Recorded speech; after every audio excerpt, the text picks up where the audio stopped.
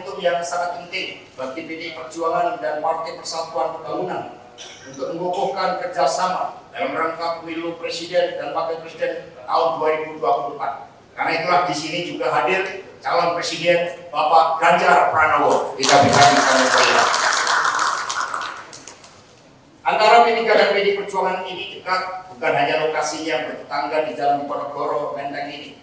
Dari sejarah kelahirannya, P3 ini lahir pada tanggal 5 Januari 1973, sementara PDI 10 Januari 73.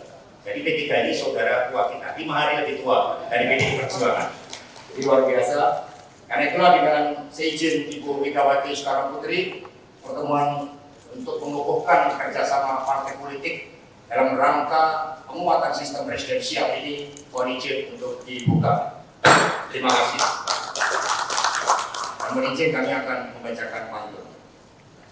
Buah semangka hijau isinya merah, rasanya manis bikin semua cerah. Kerjasama kedua partai ini membawa amanah bagi Indonesia maju dan rakyat menuai berkah.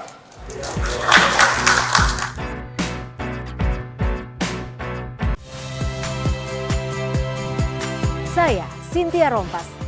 Saksikan program-program Kompas TV melalui siaran digital, pay TV, dan media streaming lainnya. Kompas TV, independen, terpercaya.